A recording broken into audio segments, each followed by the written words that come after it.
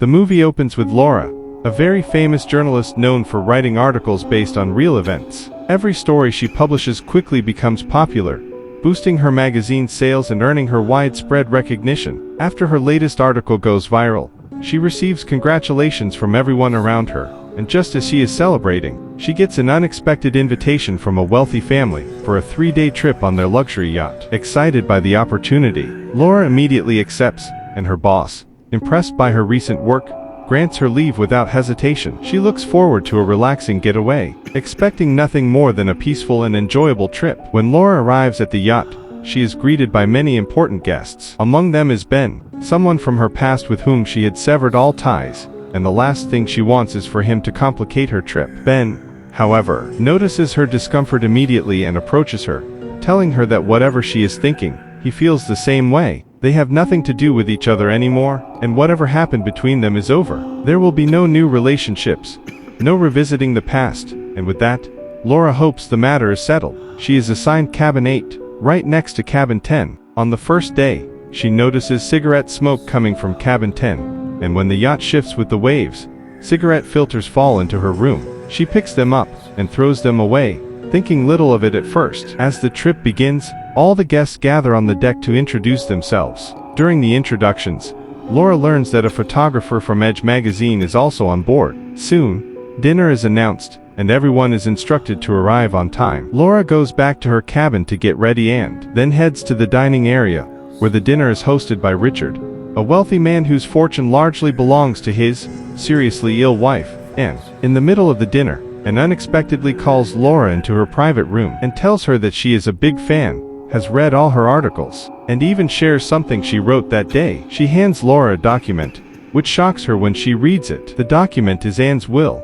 stating that she has decided to leave all her property and her bank balance to a trust instead of Richard. When Lora asks why, and explains that she is suffering from end-stage cancer and does not have long to live, she wants to help someone meaningful before she dies and believes that since everyone enters and leaves this world empty-handed, there is no point in holding on to wealth. She plans to announce her decision at a special event at the end of the trip. After explaining this, and carefully returns the will to a locker and hides the key among her books, and Lora witnesses the location of the key. As Lora returns to her cabin, she bumps into Ben again, and they share a brief conversation that grows slightly more personal. But Lora stops it before it goes any further and retreats to her room. Later that night, she is awakened by strange noises coming from cabin 10. It sounds like a man shouting at a woman. Alarmed, Lora rushes to the terrace to get a better view, and is shocked by what she sees.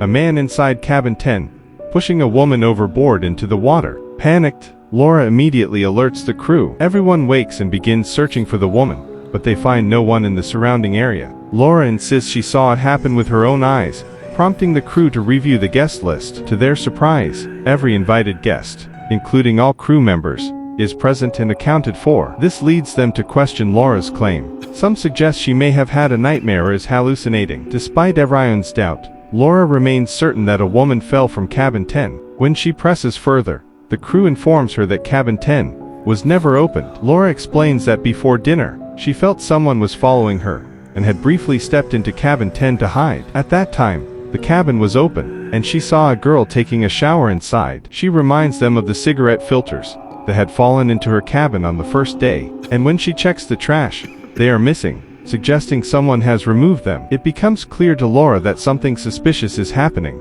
Despite her insistence, everyone dismisses her claims, labeling her a liar, and walks away. Still, Lora knows that something is seriously wrong. The next morning, she recounts the entire situation to Richard, requesting that he call the crew together, review the guest list, and check the CCTV footage. However, just like the night before, there is no evidence to support her story. Richard remains concerned about her, but he has nothing to show that can confirm what Lora saw. Confused and frustrated, Lora approaches Anne and tells her everything, but Anne behaves strangely and seems distant. She says she has taken her medication and cannot understand what anyone says, announcing that she is going to bed. Feeling isolated, Lora turns to Ben and recounts the entire situation again. Instead of supporting her, he warns her to stay out of it, reminding her that these are wealthy, influential people and that getting involved could ruin her career. He tells her that she took time off to enjoy herself, not to investigate dangerous events, and questions why she is putting herself at risk. Despite these warnings,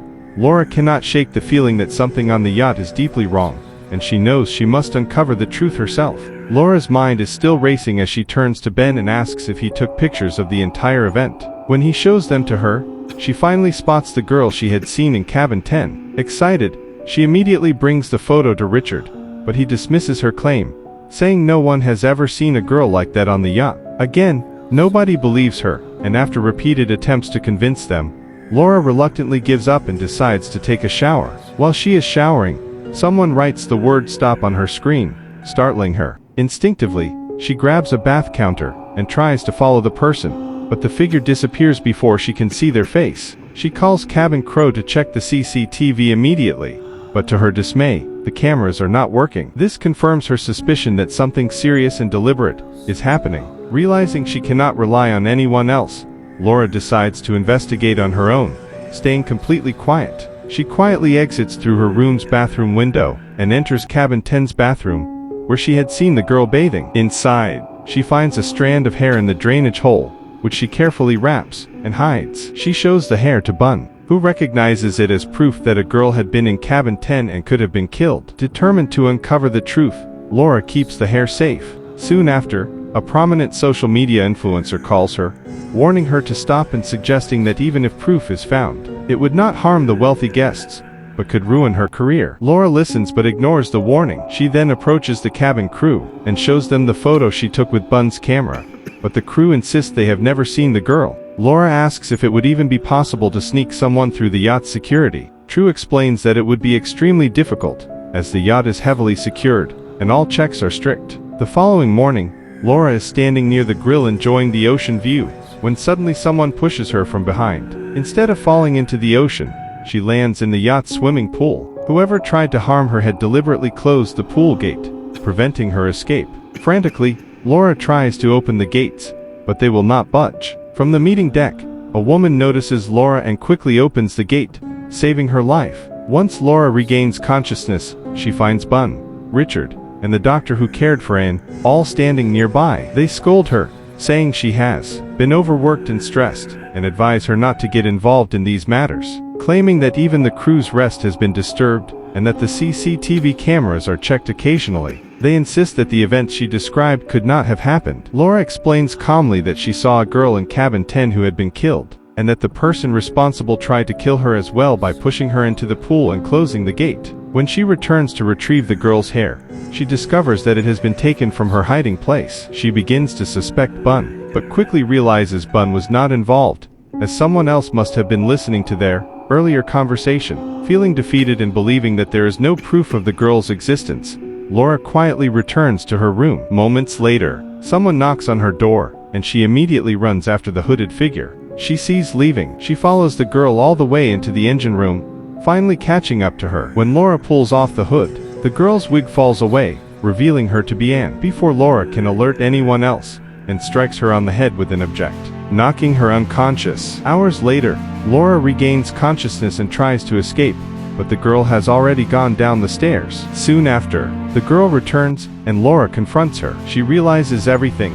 This is not the real Anne, but a lookalike brought in to impersonate her. While the real Anne had already been murdered over her property, the girl, crying, insists that Lora is wrong, claiming she came only for a small payment and had no idea the plan would escalate. She explains that Richard, Anne's husband, had orchestrated her presence. Lora finally understands the full scheme and had intended to leave her property to a trust, but Richard could not accept this. He had arranged for a woman who resembled Anne to deliver a speech at the event, pretending to be Anne, and he had written the speech for her. Lora now sees clearly why Richard committed these actions, and how the plan was carried out. All the girl had to do was say, I'm voluntarily transferring my entire property to Richard, but Lora stops her just in time. The girl, dressed as Anne, leaves for the party, while the real Anne, worried about Lora's sudden disappearance since the previous evening, is nowhere to be found. Dr. Mehta emerges from inside to explain that Lora is very ill and that he had given her an injection and sent her away,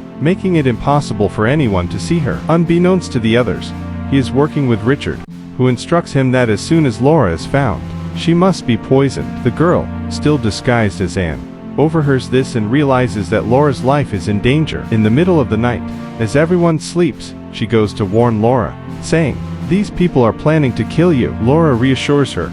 Don't worry, I will survive somehow, but the real threat is to your life.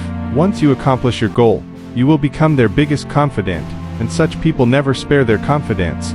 They kill them. After all, you witnessed Anne's murder. The girl begins to cry, and Lora promises, I will protect you, and the real culprits will be punished. With the girl's help, Lora escapes. She goes to Anne's room, takes the key from the library, opens the personal drawer, retrieves the will, and hides it. Before she can get away, Dr. Mehta and Richard pursue her with lethal intent. Dr. Mehta, holding a poison injection, chases Lora through the yacht's corridors. At that moment, Ben intervenes from the opposite side, grabbing Dr. Mehta, but tragically, the injection accidentally kills Ben. Lora narrowly escapes by jumping into the freezing sea. Richard worries about how she could survive, and Dr. Mehta tells him there is no need to worry, claiming no one could live in such cold water. Assuming Lora would be dead, Richard relaxes, but Lora, determined to survive, swims through the frigid water and finally reaches a small house on shore, where she spends the night. Meanwhile, Richard arrives at the event venue, intending to publicly announce Anne's will. The girl,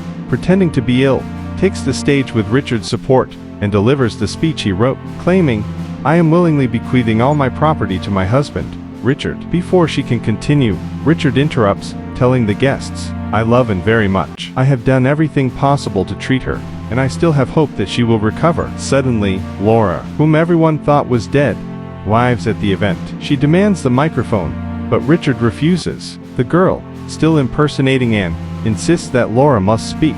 Grabbing the microphone, Lora produces the real will and reads it aloud, proving that Anne had left all her property to a trust. She questions the girl posing as Anne, asking, Did you write this letter yourself? The woman admits she did. The crowd realizes the truth, and Richard's lies are exposed. His deception is revealed. He had murdered his wife to gain her property, and had hired a lookalike to deliver a false confession. Realizing that the guests would not let him escape justice, Richard takes the woman posing as an hostage with a knife and flees. A quick-thinking woman tries to call the police, but it would take time for them to arrive. Richard continues fleeing with the girl. Anne's personal assistant, along with Yad's security, fires at him, but the shot misses. At that moment, Lora arrives and strikes Richard with a rod she is holding, knocking him unconscious. The girl survives, still disguised as Anne, and the police arrive to arrest Richard. With the danger finally over, Lora's mission is complete.